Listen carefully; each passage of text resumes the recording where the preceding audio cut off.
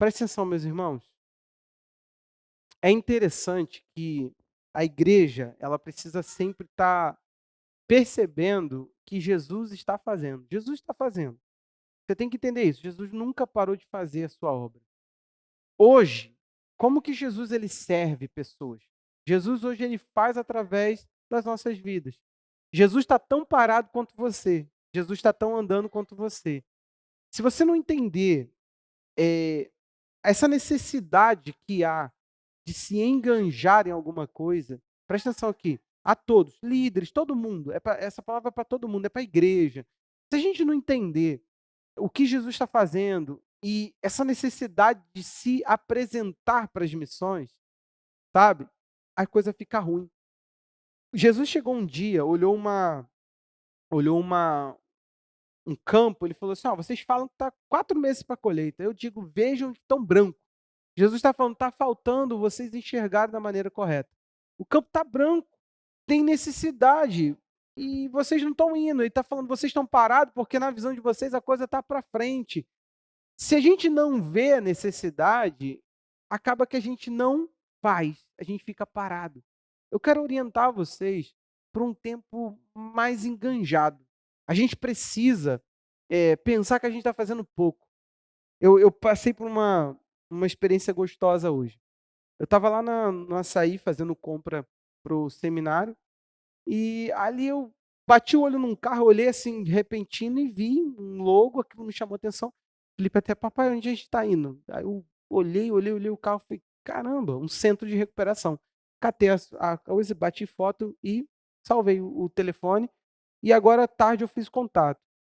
Cara, diante do que a minha vida está, gente, eu tenho pegado na obra, tenho trabalhado sem forçar a barra, 10 horas por dia, sozinho numa obra. Sozinho quando eu digo assim, o pastor às vezes está lá, mas tudo que eu estou fazendo fisicamente. Então, sozinho nesse sentido físico. Mesmo assim, eu não paro de pensar aonde é o meu próximo passo no reino de Deus. O que, que eu quero fazer, o que, que eu quero enganjar, aonde que eu quero somar força para multiplicar. Estou citando isso como um exemplo. Eu tenho dezena de coisas, gente, dezenas de coisas que eu tenho que estar preocupado. E minha cabeça não sai da. Eu sou pai, sou esposa, eu preciso de uma casa. Porém, a gente está sempre ocupado naquilo que a igreja está enganjada. Não se engane, vamos fazer uma coisa, nosso discurso aqui vai precisar mudar. A gente precisa entender como anormal a paralisia da igreja. Essa calmaria nossa, esse jeitinho, vou ofender agora o povo que eu gosto, mas esse jeitinho de mineiro de ser, a gente precisa começar a ser um pouco mais para frente. Tem projetos de engajamento. Meu pai me liga hoje, eu estou lá comentando com ele, ele falou assim, a igreja aqui que eu estou fazendo parte, filho, sumiu, não sei o quê. Aí eu estava conversando com meu pai e comecei a falar, pai, vocês têm que fazer alguma coisa diferente. Você quer saber o que a igreja ela fez? Ela errou. Presta atenção numa coisa, vamos pensar numa coisa básica e simples aqui entre nós. Culto é para quem, gente? Fala a verdade. Hã? Estão com medo de errar? Você acha que culto é para quem? Hã? Estão confusos? Então vou ajudar. É para Baal? É para Pombagira? É para o Vasco? É para o Flamengo? Culto é para quem, gente? Ah, agora foi, né? Fiquei assustado agora. Meu Deus, eu ia falar de culto. Eu falo assim, ah, não, deve ser. E olha que eu não faço. Gente, eu não faço pegadinha. Vocês que caem. Eu não faço, não gosto disso. Aquela coisa do professor. Sabe? O professor fala, Não, pô, não. Chegou. Vamos pensar numa coisa. Culto é para Deus? Como é que a gente resolve esse problema, então, se dentro da igreja a gente tem, olha só, culto da família, culto das finanças, culto do evangelismo. Tá certa essa mentalidade? Responde aí você. Você acha mesmo que quando Jesus plantou a igreja, vamos melhorar aqui para você entender o que eu quero dizer para você. Você acha que quando Jesus plantou a igreja, ele esperava que a igreja ia ter 5 cultos semanais, e aí é nosso trabalho evangelístico é trazer as pessoas para um contexto onde a gente está focado em Deus. O que aconteceu com a nossa igreja? A gente ficou com essa lacunazinha aí, esse problema. Quando você chega aqui, você não é orientado, traga visitante no culto. Por quê? O visitante vai chegar aqui e vai ouvir uma palavra que glorifique a Deus. Porque o culto é de Deus. Eu não posso, no aniversário da Nice, bater parabéns para a Andressa, falar da Andressa, focar na Andressa. Ou alguma coisa errada aí. O momento de glória, o momento de brilho, de destaque é da Nice, mas aí eu glorifico a Andressa, eu trago a Andressa, eu destaco a Andressa. O que eu estou fazendo? Estou desfocando da atenção de quem eu digo ser a noite. Se a noite é da Nice, é da Nice. Tá pegando? Bem simples. Prestar culto é para... Porque agora estou ficando feliz. Vocês ainda estão na dúvida ainda. Eu não sei se o basicão da sua fé, você cultua a Deus, tá? Basicão, estou preocupado. Né? Sei lá, o pessoal ficou meio confuso quem que eles davam culto. Mas, presta atenção numa coisa aqui. Porém, como que a gente faz com o evangelismo? Você quer saber o erro? A gente traz as pessoas para um ambiente de culto, que a gente fala que o foco é Deus, e ali a gente tem que fazer malabarismo. Vai do pregador. Ou ele deixa a igreja com uma sensação assim, eu já sei o que vem no final, porque é uma palavra evangelística, então ele vai falar, e no final ele vai se voltar para o não crente, vai chamar ele na frente, vai orar, vai fazer aquela oração mágica que vai transformar tudo na vida da pessoa. E você que é crente, se você faz parte de uma igreja que quer ganhar, que é o certo, sabe o que essa igreja vai fazer? Eu não estou nem aí para a tua fé, não estou nem aí para você. Teu domingo vai ser ouvir palavra para o outro. E aí o pastor vai fazendo a igreja crescer, vai engajando a igreja, só que todo mundo vai ficando imaturo. Então, por quê? Porque a igreja não respeita ambiente. Deixa eu te falar uma coisa aqui. Se você não entender que teu grupo pequeno, casa de paz, são engajamentos evangelísticos, culto é de quem, gente? É uma reunião com alguém que é específico. Pastor, não tem que trazer visitante no culto. Saquei. Não, gente. Não. Eu estou dizendo o seguinte, se você focar que evangelismo é trazer pessoa à igreja, você está se enganando com isso. Um ou outro acha Cristo no processo. Só que a gente começa a ter problemas, porque se essa igreja tem 2 cultos, agora nós estamos tendo ensino na quinta-feira, mas no domingo, se eu começar a falar para o não crente, o que vai ser da semana da agora? Que vem aqui e não se alimenta de nada. Igreja raquítica, aí ela se torna uma igreja inchada, uma igreja que, sim, podemos pegar uma palavra, agora ensinando sobre pregação, e aplicar de diversos ângulos, correto. Só que vamos lá, eu não acho ser isso o evangelismo. Quando eu penso evangelismo, eu penso uma ação focada no outro, intencional. Volto a dizer, quando que vamos fazer isso? Um culto evangelístico por mês, onde todo mundo vai trazer visitante naquele culto, a gente vai falar de Deus de forma evangelística? Pode ser. Mas eu acredito no evangelismo de outra perspectiva. E eu estou te falando que eu fazia isso na rua. Quando eu fiquei, lá na MCM, um mês fazendo curso de missões, chegou um dia, a gente estava meio chateado, porque o domingo era livre, né? Domingo de manhã tinha aula e o restante do dia era livre. E a gente ficava assim, meio sem ter o que fazer.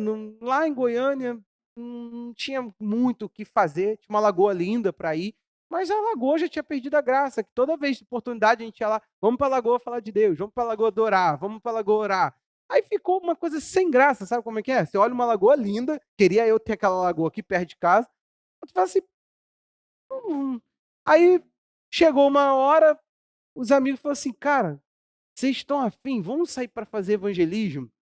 Cara, mas é evangelismo na veia mesmo ali no... Vamos, então vamos embora. A gente parava as pessoas na rua, gente, a gente não falava para elas, procura uma igreja mais próxima da sua casa, porque também a gente nem sabia onde a gente estava. A gente andava pelas ruas falando assim, você já ouviu falar de Jesus? Já. Mas você sabe mesmo sobre Jesus? E a gente falava de Jesus, rasgadamente.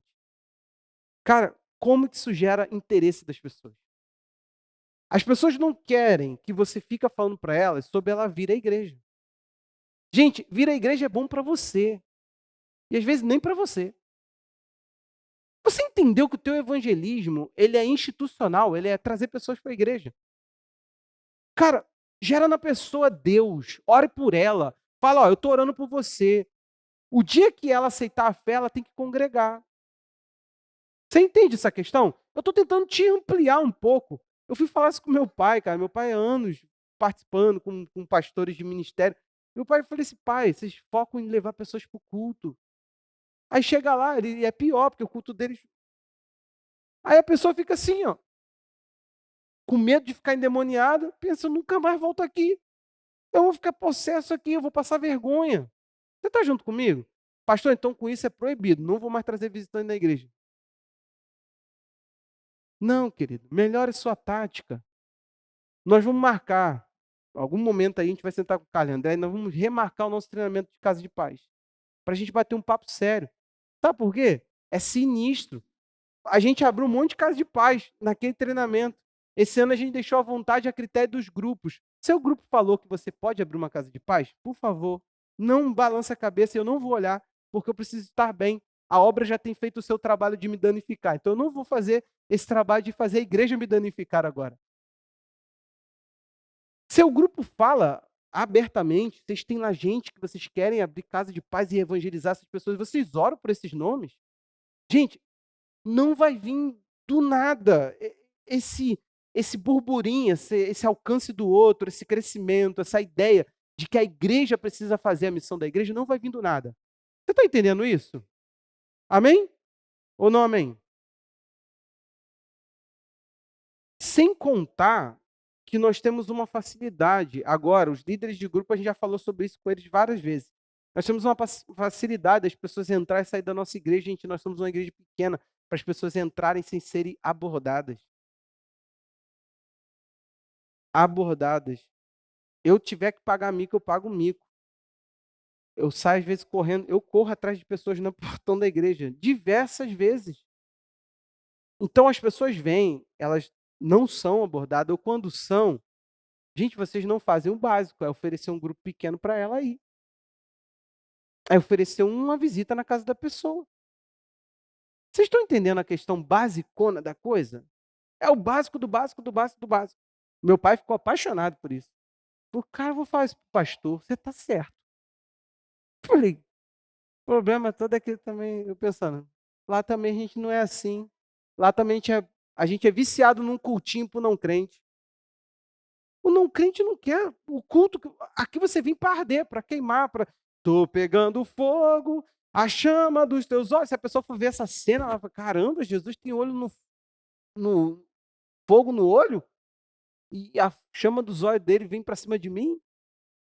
Fala igual um amigo meu, não é estranho o que vocês fazem, Jefferson? O quê? Ele não era cristão. Vocês têm igreja com o nome de cara de leão. Cara, eu não imagino isso como uma coisa boa. Aí eu falei, cara, é porque você não entende paranoia da coisa. Aí ele riu, falou, como assim? Eu falei, não, deixa eu te explicar. Cara, tinha uma tribo chamada Gad, tribo de Gad. Os gaditas, quando eles iam para a guerra, a Bíblia fala que a cara deles era como de leão, cara. Então eles partiam com um negócio, com um empenho para a guerra. Mas eu entendo você falando que uma igreja, que eu não... Quantos aqui sabiam disso? 3. Esses dois porque foi da visão celular, eu e Kátia porque a gente cantou o quê? Sou gadita, sou leão, um mais um montão. É por isso que a gente sabe disso. O restante nunca ouviu falar, né? Então, agora imagina o não crente. Gente, essa igreja é para ET, cara. A gente faz uma igreja para extraterrestres. A gente canta um monte de coisa esquisita. A gente canta um monte de termo que a igreja não entende. Você entendeu agora que nem para você fazia sentido uma cara de leão ser o nome da igreja? Quem dirá para o não crente? Tamo junto, gente? Então o que você tem que fazer? Tá focado lá na casa de paz, Michele? Isso aí. Tem que levar para o pequeno grupo. Fez casa de paz? Leva para o pequeno grupo. Chegou aqui na igreja? Tem que ficar igual um desesperado. Tua alma já tem dono? Não tem não? Então sou eu. Você está entendendo, gente? Eu estou ensinando o básico do básico do básico. Sabe por quê? Você sabe por que eu não fui do Projeto Vida, hoje Projeto Vida de Miguel Couto? Por isso aqui, ó. Porque eu cheguei lá, meu irmão, uns 15 jovens me cercaram. Os garotos já pegaram meu telefone e me ligaram. Eu me senti muito importante. Só que, paralelo a isso, o Thiago tinha se convertido na Secref e tinha me chamado para ir na vigília. Eu me amarrei na vigília e fiquei lá. Quando o cara me ligou, eu já estava na igreja. Ele falou assim: "Cara, mas se um dia acontecer qualquer coisa, tu pega e me liga nesse telefone que eu vou estar te esperando, meu irmão. Deus te abençoe na igreja que você tá, mas eu tô aqui". Cara, se eu me decepciono na Secref, você entendeu a questão? Eu ia ficar lá no Projeto Vida, ia encontrar o André lá, pulando nos trenzinhos da vida. Você entendeu a questão? É assim, gente. Na boa, o mínimo do mínimo do mínimo do mínimo que nós membros fazemos é fazer as pessoas se sentirem queridas, é fazer o evangelismo com forma aqui, ó, isso tudo revestido aqui dentro de a pessoa é importante, Deus tem um amor por ela, Deus quer se revelar para ela e o instrumento sou eu. Cara, não tem outra forma. Eu queria falar para vocês que existe. Vai chegar um avivamento que as pessoas vão cair no meio da rua e vão começar a chorar. Cara, não é esse avivamento que eu creio. Não é esse. E esse evangelho do reino será espalhado em forma de sentimento por todo mundo, então virá o fim? Não. E esse evangelho do reino será pregado. Esse é o ponto. E esse evangelho do reino será pregado. O engajamento de pregar da igreja trará a vinda de Jesus. Você sabe por quê? Testemunho de todas as nações. Deus, ele faz as suas formas. Gente, onde a igreja não chega, Deus faz as suas formas. Tem livro sobre isso. Como que Deus se revela às vezes a lugares que a igreja negligencia. Só que eu amo, não sei se você sabe o contexto missionário, mas você precisa começar a se enganjar. Sabe qual é o maior problema missionário hoje? Não é falta de gente para ir e nem dinheiro. É língua. Língua, língua. Você sabia que hoje Jocum tem uma instituição para mapear as línguas onde a Bíblia não chegou e tentar traduzir alguns textos? Tem lugares, gente, que nunca nós teremos uma Bíblia para eles. Nunca. Como é que prega lá? Esses jovens, eles estão recrutando jovens para ficar sentado aprendendo língua, para poder traduzir alguns textos bíblicos para poder então pregar para eles. Você tem noção do poder da palavra? Agora vamos lá. Eu sei também que você não tem uma Bíblia em português para falar para as pessoas. Eu entendo que o nosso problema também é a língua, gente. Falta muita Bíblia para nós. É isso, gente. Qual é o nosso impedimento? Preguiça, alienação, má compreensão do que é evangelismo. Ou seja, nós somos uma igreja que fazemos coro com o inferno para levar as pessoas para a perdição eterna. A gente dá a mão pro capeta, cara. Porque se de um lado tem gente falando assim, meu Deus, nós não temos um texto na língua da pessoa para mostrar para ela ler a palavra de Deus. E eu não estou te falando de capítulo, de Romanos inteiro traduzido para você entender Romanos, não. Eu estou te falando de um versículo. Porque é um dialeto. São mais de 2.000 línguas que não se tem tradução bíblica. Você acha que isso é... Vai lá, chama o Vinícius, dá uma conversadinha com o Vinícius sobre essas coisas. Que ele já foi da Jocum, mas agora ele é da MCM. Dá uma conversadinha se isso é uma dificuldade. Você lembra que o Vinícius estava colocando outro dia que ele estava falando para um hindu que não conhecia Jesus. O cara nunca tinha ouvido falar o nome Jesus. Jesus para ele é igual Genésio. Gente, por favor, a gente tem um mal, e é um mal muito grave. A igreja de Jesus, ela deixou de ser eficaz. E eu não quero entrar nisso. Hein, fala aí comigo. Você quer entrar nisso? Eu preciso muito de vocês, gente. A gente precisa sair desse lugar que nós nos encontramos. Sabe por quê? Aquilo que não é eficaz está fazendo mais que nós. Aquilo que não é eficaz está ganhando gente, está aglomerando pessoas e está fazendo uma atrocidade no nome de Jesus. Sabe por quê? Uma vez que essas pessoas têm contato com a igreja, que por sinal não leva elas à conversão, leva elas a uma experiência religiosa fajuta, depois ela olha para mim e fala assim: você só quer meu dinheiro. A igreja só está falando assim porque é pequenininha. Cara, pelo amor de Deus, gente, cá para nós, a gente precisa de vivenciar essa experiência de sermos uma igreja mais missional. Tem que ser mais para frente, tem que ter gana, tem que ter vontade de influenciar vidas. Você nasceu no Espírito para isso. Você entende isso? Gente, a gente não pode usar pessoas para botá-las aqui em cima para atrapalhar aquilo que Deus está fazendo na vida delas. Deus não chama as pessoas, primeiro é para salvar. Depois que salva, vem uma consciência de serviço. Aí sim. Até que isso aconteça, a gente não pode fazer isso. Você entende isso? Esse bate-papo aqui é muito simples. É só para que você pegue com seu líder de grupo e se enganje em prol de vidas. Você não pode, gente. Outro dia uma pessoa trouxe uma visitante aqui, 2. No dia seguinte, eu sabia, eu fiquei olhando no final do culto, pode ter certeza, vocês não falaram, nenhuma mulher. A pessoa parou na porta, eu parei junto, brinquei. Até brinquei, uma brincadeira que eu faço com quem eu conheço de visitante. Fala assim, essa cena eu gostei muito de ver.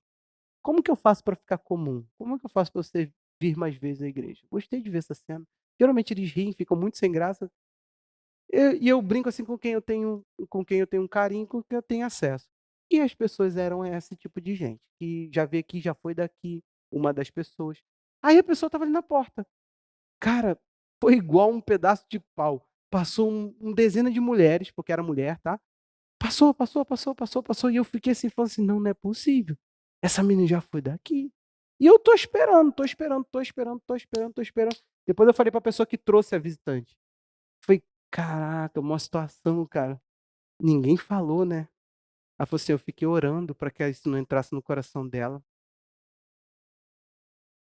Aí eu pensei: como é que a gente crê? Vai ter que ser uma ação dos anjos. Vai ter que ser sobrenatural, porque naturalmente falando dá não. Cara, a pessoa já foi daqui. Imagina tu sai, aí a Anice vai e fala: Roberta, vamos na igreja agora, Anice. Aí você fica ali. As pessoas passam por você como se nunca tivesse te visto. Mas, gente, isso é anormal. É um nível de coisa anormal. Sério, gente, eu fiquei ali bobo, porque a gente já está muito melhor nisso, tá? Nós estamos muito melhores. Só que, caraca, a pessoa já foi daqui. Eu fiquei me perguntando, foi. E eu lá, parado, conversando, brincando, olhando, olhando, olhando. Falei, não acredito que isso aconteceu. Aí eu fui perguntar à pessoa, falei assim, ninguém falou, né? Não, ninguém falou, pastor. E eu estava orando para que isso não entrasse no coração. Só para você saber, não voltou mais não. Será que entrou no coração? O que vocês acham? Aí a gente chega lá e fala assim, eu quero bem que fazer um convite, você é especial, Jesus te ama. Só ele mesmo.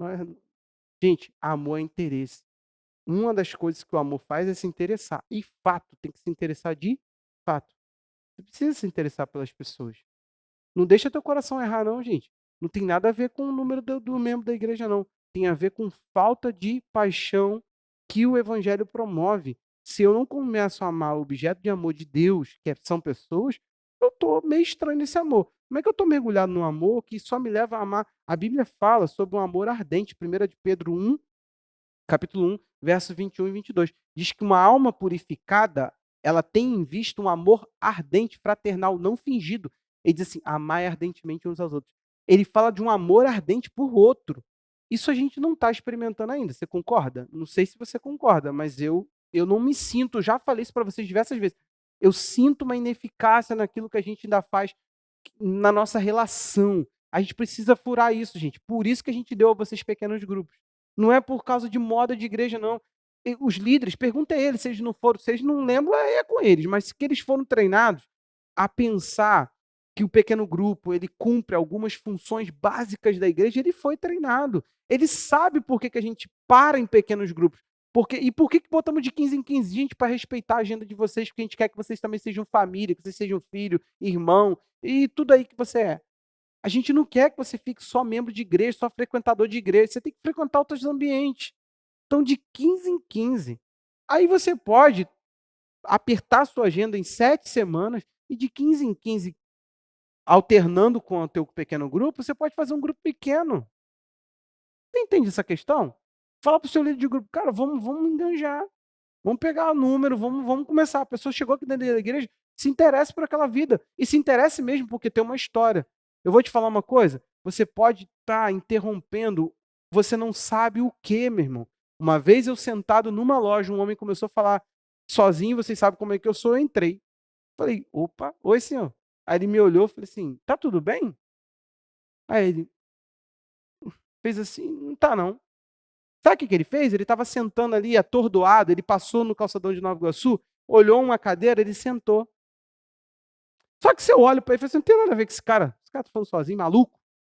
Ele estava ali planejando assassinar o próprio genro. A gente não sabe que a gente está interrompendo, gente. Então se interesse pelas pessoas. Olha para uma pessoa e fala assim, cara, eu tenho interesse nela. Eu tenho interesse nela. Não é da minha conta, não é, ela que se exploda para. Não, é da tua conta. Depois que Jesus salvou você, você tem um problema. Ou você não é salvo, ou você passou a fazer parte da salvação de outros. É assim, o exército, ao desfrutar, enganja. Já era. Uma vez que eu bebo do resultado do que a salvação me trouxe, eu agora passo a estar preocupado com a salvação do outro. Claro, todo mundo tem esse dom de sair, de falar com as pessoas. Não, gente, nem todo mundo. Você vai fazer da tua parte. O que não pode é você não fazer nada. Nada é indiferença. Eu gosto de um livro do Crow que ensina sobre finanças falando que o amor, o contrário dele é indiferença.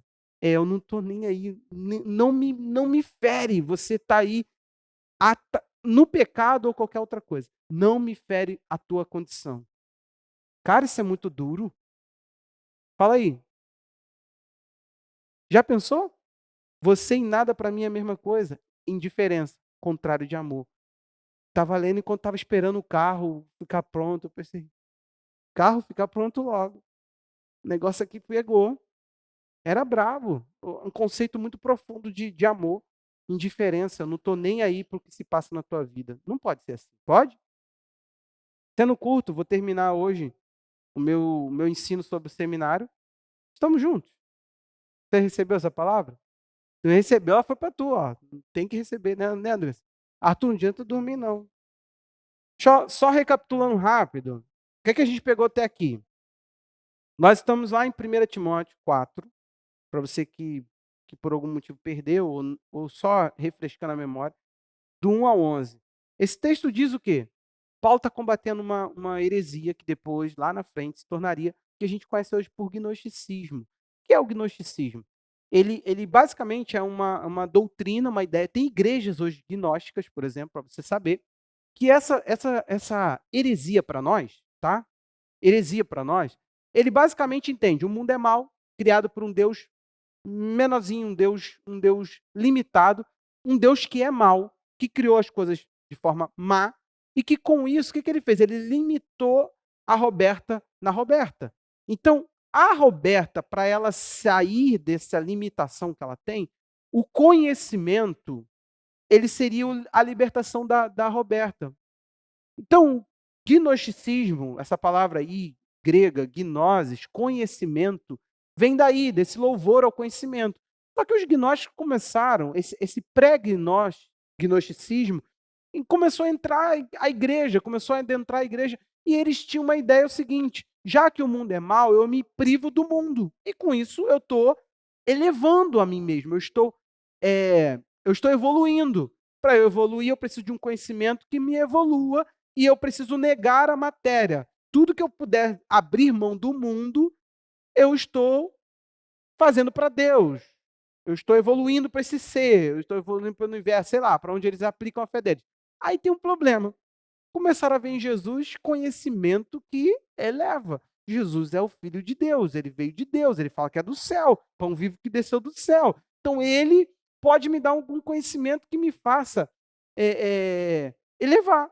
É um espírito legal, só que eles começaram a falar, mas ele não veio em carne, porque carne é má. Eles começaram a deturpar, entrar na comunidade, começaram a dialogar, e a comunidade sem ter uma Bíblia, sem ter algo para...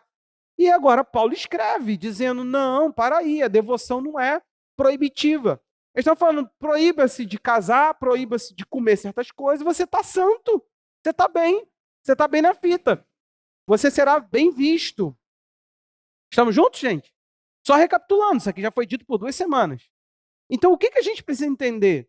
Dentro disso, eu comecei a falar que a mentalidade de devoção não pode ser proibitiva. Eu não posso entender o seguinte, eu me proíbo, então eu estou consagrado a Deus. Aí, dentro disso, coloquei mais 2 tópicos na semana passada, que a gente precisa ampliar o que Paulo chama aqui de exercício da piedade, que é, a devoção não pode se basear em momentos devocionais. A devoção não pode ser um momento de quarto apenas. Nós precisamos entender essas dinâmicas de ambiente. Aí, dentro disso, dentro desse ampliar o conceito de devoção, eu coloquei para vocês que a vida, literalmente, não é aquela coisa, fazer para a glória de Deus, viver para a glória de Deus, não é uma doutrina um pouco romântica, não. É fato. Tudo que a gente faz, a Bíblia diz que é preciso receber com louvor a Deus. Então eu mostrei para vocês o quantas ações acabam desembocando na gratidão. Ou seja, quando a gente fala para a glória de Deus, quando a gente agradece a Deus por algo que a gente usufrui da criação de Deus, que é isso tudo aí que você está vendo, a gente acaba fazendo aquilo para louvor e adoração de Deus. Então, comer, vestir, dormir, se alimentar, se relacionar, tudo, toda essa dinâmica da vida, ela pode ser vivida para a glória de Deus ou não para a glória de Deus. E eu brinco que você vai beber uma coisa que você sabe que vai fazer mal ao seu corpo, você vai comer de uma maneira que você sabe que vai fazer mal ao seu corpo. Você não ri, gente, estou tentando levar a sério. A Andressa já trouxe lá R$ 1 do Cole, como é que é, do Clipicola, já era. Não vai comprar um Clip... O Paulinho fica pensando, caraca, cara, vem o pastor falar desse negócio, a Andressa ia comprar a Coca-Cola do final do culto. Com todo respeito, quando você for fazer alguma coisa, por exemplo, bote aquele programa na televisão que você está vendo e você pensa assim, cara, isso glorifica a Deus. Você pode falar, estou vendo isso para a glória de Deus. Às vezes aquilo traz confusão para a tua vida, traz confusão para a tua mente. Não te diverte, não é um programa divertido, não é uma coisa eletrizante também. Pode ver o Tom Cruise lá no cinema. Tanto, tanto. Sem se empolgar, mas aí, poxa, aquele cara, caraca, que excelente ator. Então, você pode ser uma pessoa que goste da arte. Agora, você não pode, presta atenção, tem muita coisa que você faz que você não pode casar dizendo, eu estou aqui em devoção a Deus. Sabe por quê? O conceito de devoção restrita a ambientes, isso aí a gente cai naquele negócio do monastério. E já passou na história, já deu para mostrar que um ambiente que a gente vai criar para santidade não combina com a nossa fé. A nossa fé, ela vive em si as experiências naturais da vida. Você sabe de uma coisa? Vamos pensar numa coisa aqui? O tempo, no início do Gênesis, ele era diferente. O início do dia para o judeu, por exemplo, o sábado judaico, que é onde eles param tudo, é 6 horas da tarde, sexta-feira. Opa, sábado, sexta, isso. O sabate, o tempo de descanso dura de sexta, 6 da tarde, a sábado, 6 da tarde. Porque a viração do dia era entre o fim de um e o início de outro. O início do dia para eles é 6 da tarde. Deus vinha falar com o homem nesse momento. Só que é interessante, porque o homem acabou de trabalhar. Aí Deus vinha. A voz do Senhor vinha no jardim. Se você for pensar, Deus vinha se devotar ao homem em meio à atividade do homem, na hora que se interrompe a atividade, que se inicia o descanso, Deus vinha. Era um momento de pausa, mas era um momento de fechamento. É como se ele se interessasse por tudo aquilo que a gente fez, mas o homem não saiu ali, o homem não se desconectou. O homem não estava ali trabalhando e agora é o momento devocional. Não, gente, aquilo ali era um momento celebrativo da presença. Mas Deus estava o tempo todo soando no jardim. Ele estava o tempo todo ali, ele estava o tempo todo ali. A presença de Deus não se ausenta de canto algum. Então, não é o Adão parado para falar com Deus, é Deus o tempo todo ali e o tempo todo sendo celebrado. Agora, quando nós paramos para momento devocional, presta atenção nisso aqui, é isso que eu estou tentando embutir na sua cabeça antes de falar de prática. Fala, faz assim, faz assado, isso não vai funcionar, você vai chegar dentro do quarto, vai coisa chata. Isso, porque o principal não vai estar ali, que é a pessoa com quem você deveria ter tempo. Deixa eu te contar uma coisa. Nós perdemos uma referência muito ruim. Nós perdemos algo muito ruim para. Nós perdemos algo que está nos feito mal. É isso que eu quis dizer. Cara, a gente não sabe estar mais com as pessoas. Faz um exercício. A gente estava apertando uma pessoa, assim, confrontando a atitude da pessoa. A pessoa falou assim: é porque você está muito desligado, porque você perde. Rapidamente você se perde, você às vezes muda o assunto, às vezes você sai andando e a gente está falando das coisas. A pessoa falou assim: talvez eu estou desinteressado, talvez eu não estou com interesse naquilo que é falado. Cara, se é isso, corta o assunto. Mas você virar as costas, você está dando desprezo. Isso é pior do que falar: olha, podemos conversar depois? É que eu estou ocupado com outra coisa.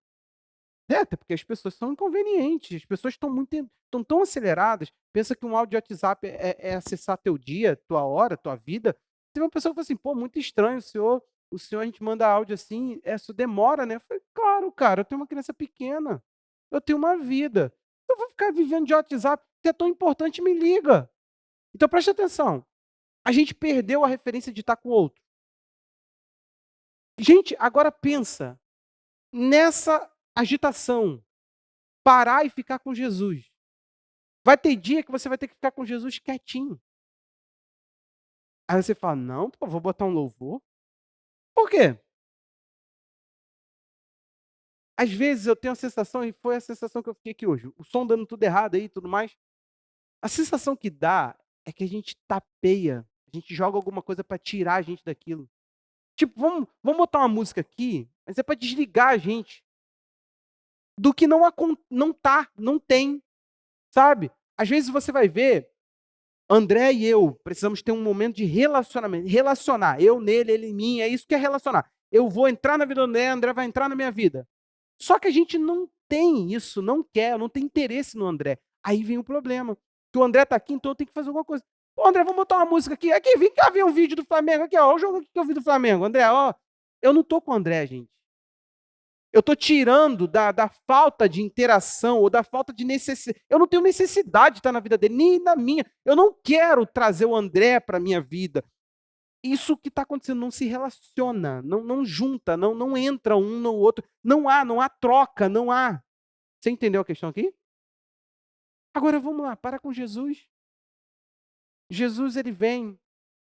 Aí você vai ter tempo com Jesus, ou você vai falar, pastor, no meu dia a dia eu não consigo conectar nada que eu faço com Jesus. É óbvio, meu irmão, Jesus para você é uma coisa mística, inalcançável, que tem que ficar aqui concentrado no novo para atingir, eu tenho que atingir. Peraí. Eu vou atingir o Nirvana. Sabe? Tem gente que fica com. Vou orar em línguas para atingir o Nirvana. Aí vai pensar, gente, vai ficar com raiva, vai pensar em obra. Olha aí, ó.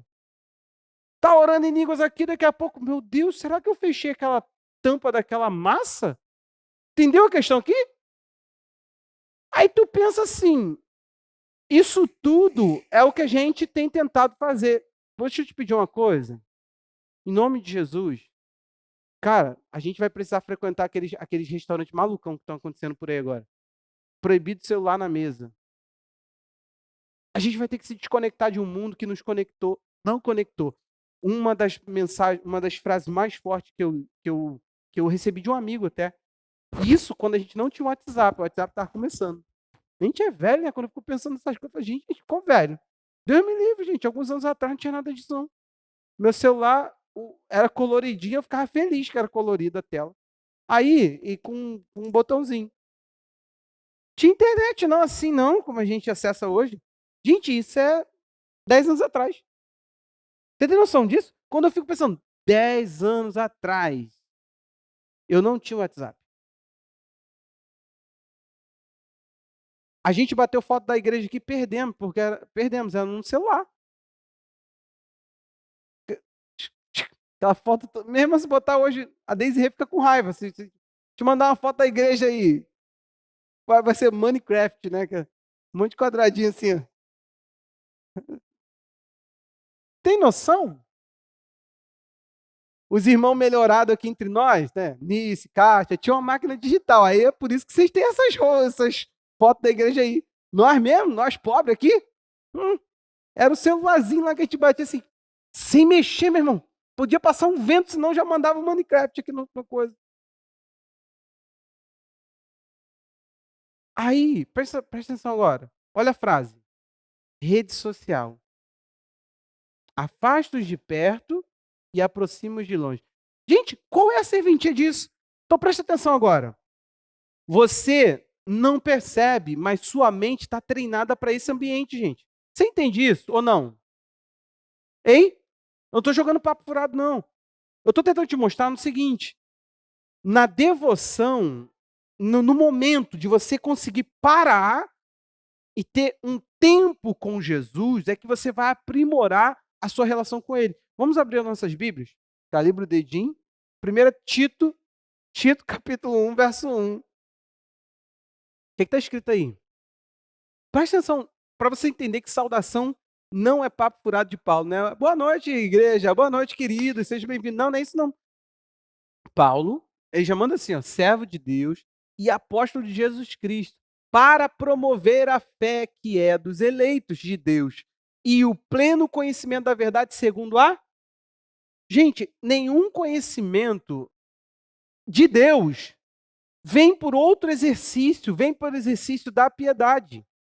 Paulo está tentando dizer assim, o que você sabe de Deus será aprimorado na relação com Deus. Quando você parar para ter relação com Deus, você se aprimorará, irá se aprimorar naquilo que você sabe. Tem coisa de Deus, gente, que não faz sentido para quem não tem uma relação pessoal com Deus diária. É sério, você fala e a pessoa fica assim, ó. Recentemente eu passei por algo assim, questionado se a eficácia do devocional. Aí eu me pergunto, cara, será que Deus vem nesse devocional? Será que eu não posso ser. Eu só sei de uma coisa, eu acredito no que devocional pode fazer. Eu acredito que ele tem o seu lugar. E eu acredito que um momento com Deus pode resolver uma vida. Eu acredito porque eu já tive minha vida resolvida muitas e muitas vezes. Então preste atenção. Você precisa entender o seguinte. Você não está indo para uma informação quando você está indo para o devocional. Você está indo para uma experiência. Cara, quando você senta com uma pessoa, não sei se você entende, mas você está experimentando a pessoa. Você entende isso no bom sentido? Pelo amor de Deus, tira toda a conotação de impureza agora que a gente está falando de relacionamento. Se eu sento com o Cadu e Roberta, eu estou aqui para experimentar. É um momento com eles. Então, se ele estiver triste, meu irmão, não adianta, não vai sair piada. Eu vou beber das verdades que estão neles. Por isso que a comunhão, a Bíblia fala, condena até, cuidado com quem você mete a mão no prato. Cuidado. Tem gente que a Bíblia falava para nem saudar. Para não beijar, porque era intimidade, não senta com esse tipo de gente. Lembra da roda dos escarnecedores? Ele está falando, cuidado, não senta aí, sai daí, não vivencie essa experiência, porque você vai acabar como eles. A Bíblia diz que você não pode andar, tem umas versões que fala colérico, e não é aquela coisa de colérico, fleumático, sanguíneo e melancólico, não. Ele está falando de raivoso, ele está falando, cuidado, que você vai acabar imitando o comportamento dele. Provérbio vai dizer, se tu anda com zangado, vai acabar zangado também.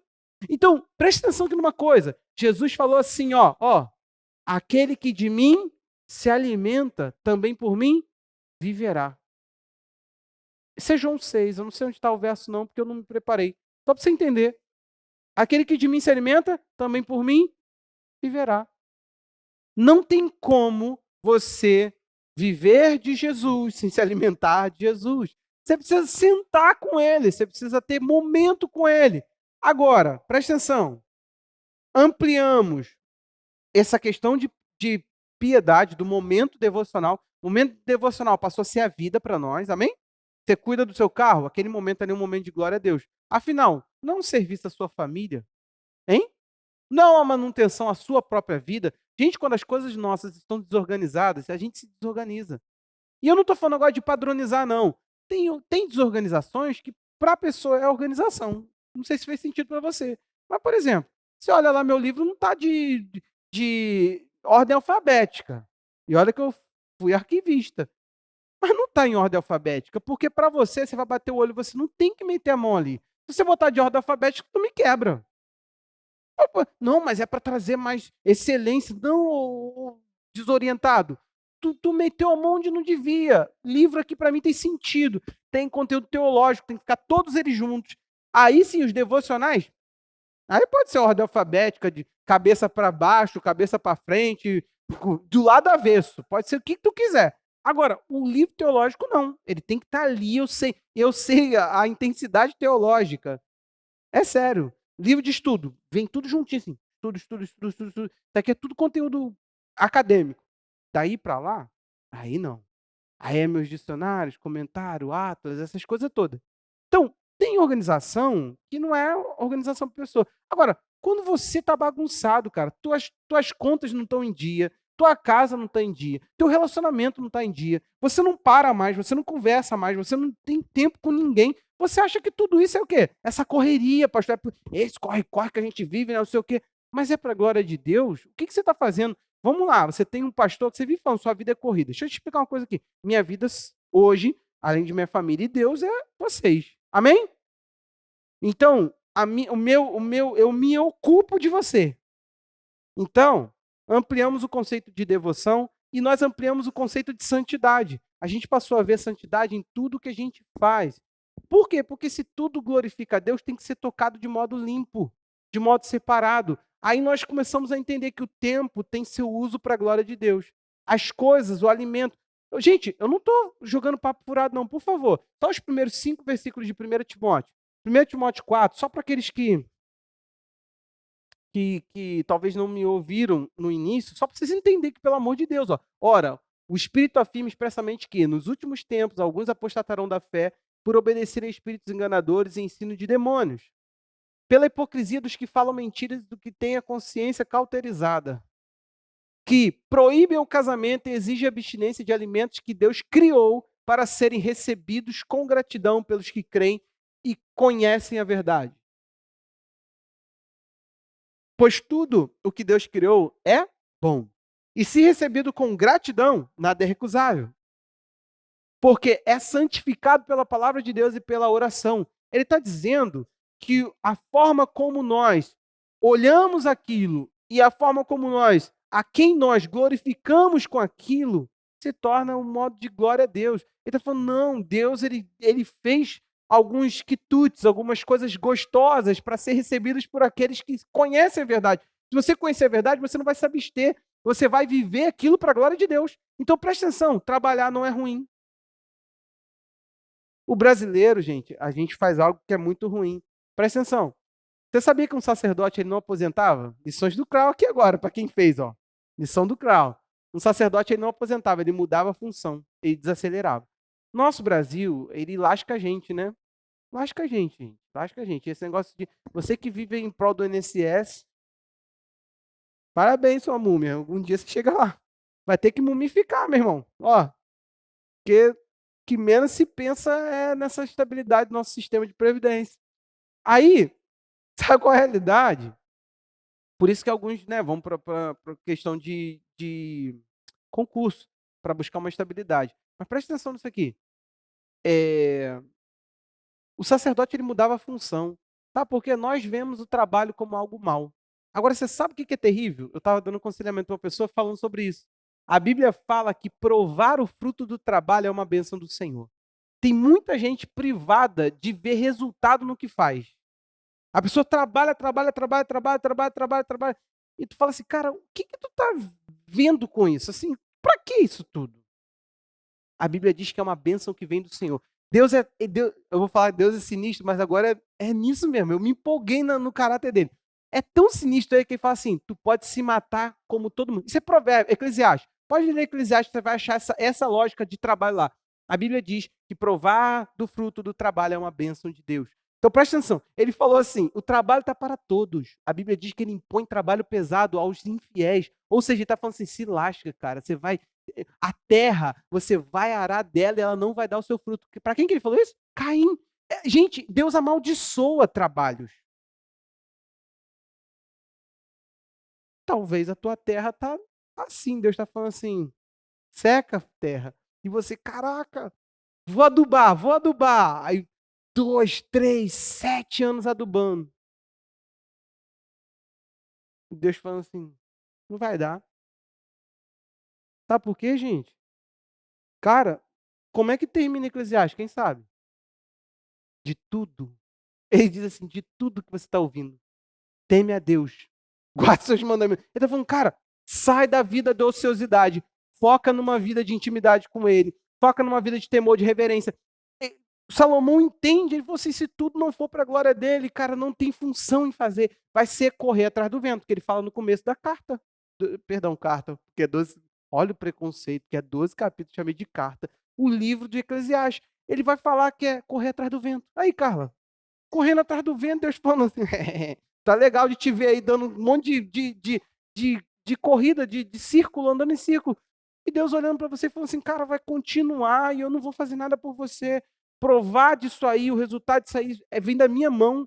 Isso é específico meu, é uma bênção que eu concedo. Você pode, por sua independência, trabalhar e arar a terra, mas ela ser bem-sucedida é uma bênção que ainda continua nas minhas mãos. Você entende isso, irmão? Dentro disso, trabalhar pode ser algo maravilhoso, porque enquanto você, gente, está fazendo trabalho, está fazendo dinheiro, esse é o ponto. Aí tu pensa assim, mas eu aprendi que não é pelo dinheiro. Gente, nem tudo que glorifica a Deus tem que ser de graça. Por que dessa mentalidade? Você já leu Provérbios 11? Aí tu fala assim, nem sei o que está escrito lá. Então, irmãos, então a gente tem que parar de conceituar dessa maneira. Se eu ganhei, não é para a glória de Deus. Deixa eu te contar uma coisa aqui. Teve um dia que meu sogro estava assim, né? Aí alguém foi, perguntou, não sei por que ele soltou assim. Falou assim, não, eu ganho salário. Aí a menina, ué, pastor, o senhor ganha salário? Ele, sim. Aí ela virou e falou assim, mas eu pensei que o senhor fazia por amor. Ele, mas eu faço por amor.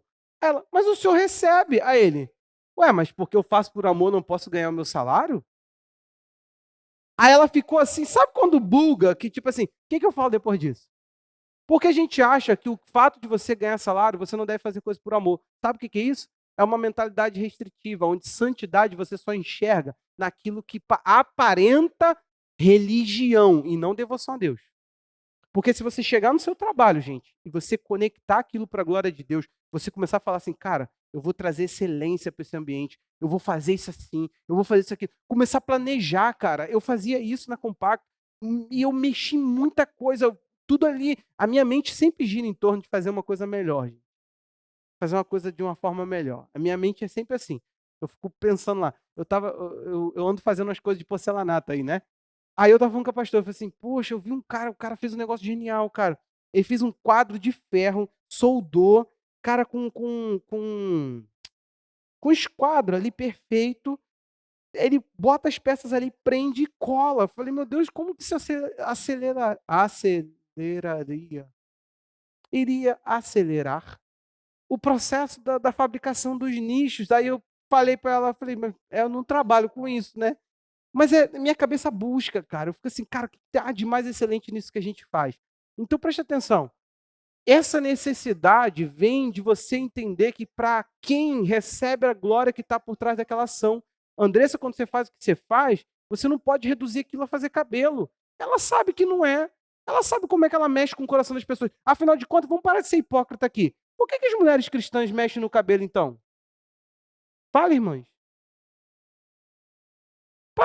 Para ficar bem, para se sentir bem. Você se sente bem ao fazer seu cabelo. Então você precisa desse trabalho, não precisa? Agora imagina que a Andressa decida fazer a coisa de uma forma relaxada. Qualquer forma. Não tem que ter lá nano, não sei o quê. Foi, gente, uma fumaça louca, meu irmão. Joga umas fumaça no cabelo assim, ó. Cabelo, pum. Falei para a pastora, pô, vai lá e vê esse negócio de nano, como é que funciona.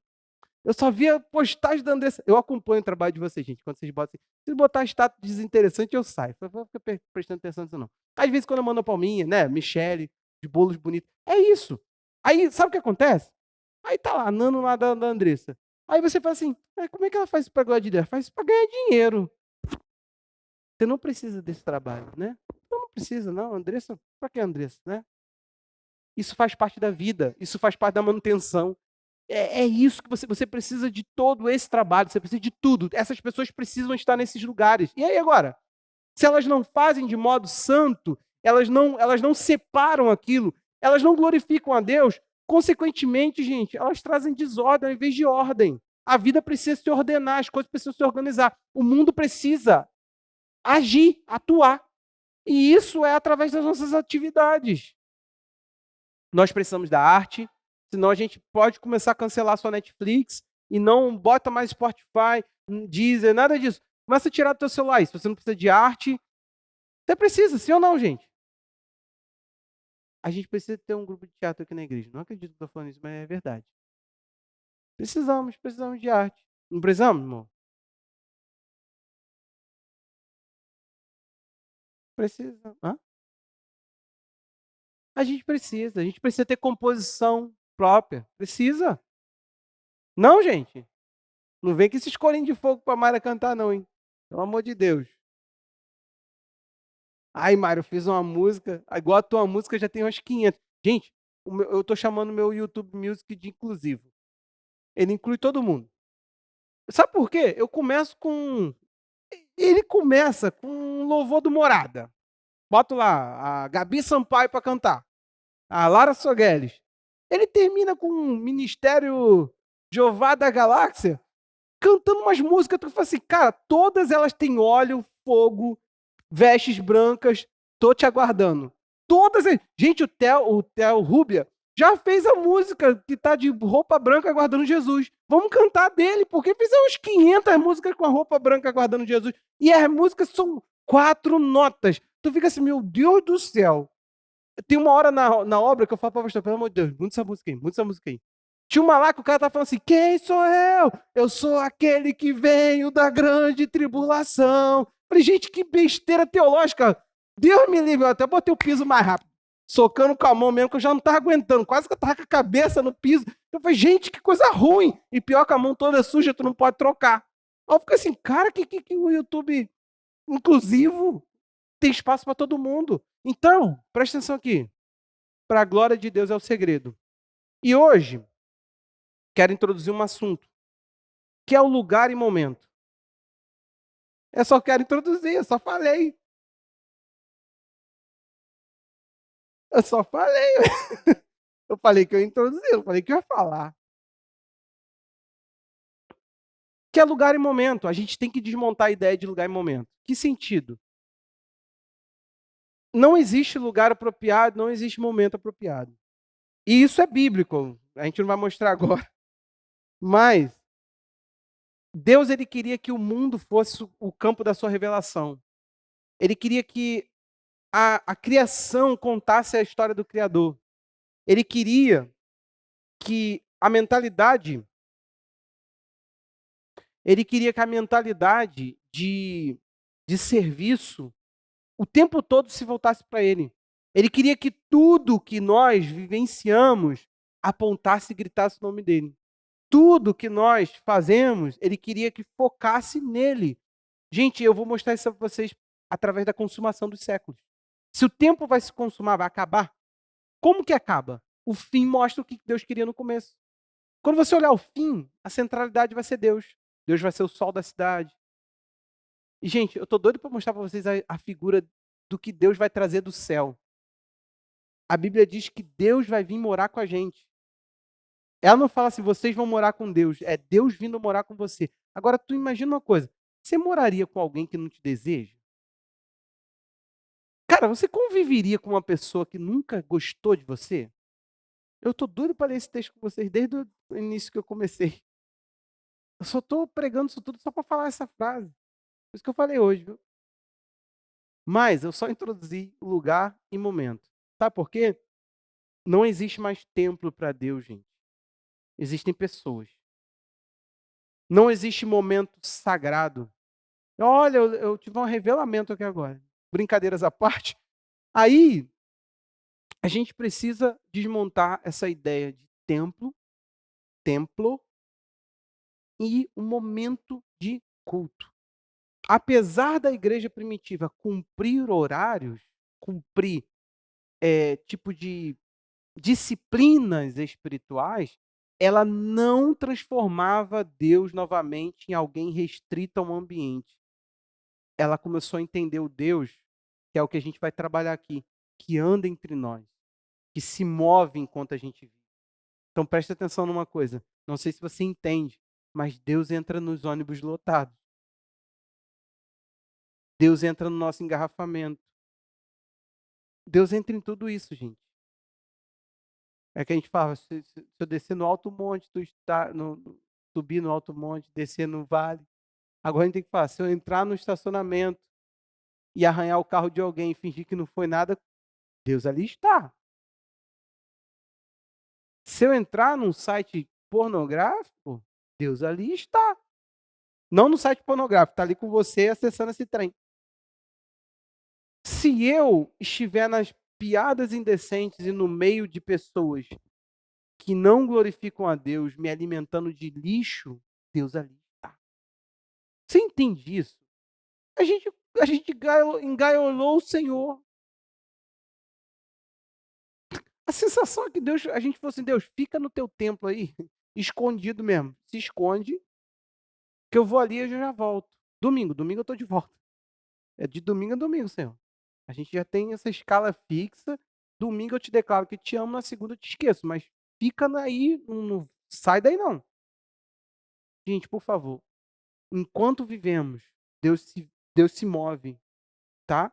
A Bíblia fala, só para você entender essa mentalidade devocional, que por Ele nos movemos e por Ele hã? Existimos. Cara, tá falando que a existência tá nele. Você entendeu isso? Você tá dentro. É como se a gente estivesse dentro dele. Porque é isso tudo. Gente, cadeira, o homem descobriu e fez tudo isso aí. Ferro, o estofado, a espuma, tudo. Madeira que tem aí. O homem não fez, né? Isso que eu tô querendo dizer. O homem descobriu tudo isso e isso tudo tem essência em Deus. Deus deu toda a matéria-prima, ninguém trouxe de fora. Você entende que Deus ele trabalhou na evolução de tudo isso que a gente tem hoje? Se eu estou falando aqui, você está ouvindo ali, cara, isso tudo a gente deve a Deus. É loucura, mas não é, porque não veio de Marte. E se viesse de Marte, Deus também fez Marte. Não tem um outro ser criador. Tudo que Deus criou é bom. Essa é a nossa fala. Nós não vamos ser gnósticos, nós não vamos nos devotar nos privando, nós vamos nos devotar vivendo. Você entendeu a diferença? Por isso que a gente começou com esse papo do gnosticismo. Eles se privavam. Não, a gente vai casar e vai glorificar Deus no casamento. O nosso casamento não vai ser um empecilho para a nossa vida devocional, vai ser complementar a vida devocional. Amém, gente? Eu fico em crise quando você solta uns negócios desses sobre casamento. Você... Aí, pastor, toca o assunto, toca o enterro. Vamos orar? Vamos ficar de pé? Até aqui me deu o Senhor. Até semana que vem.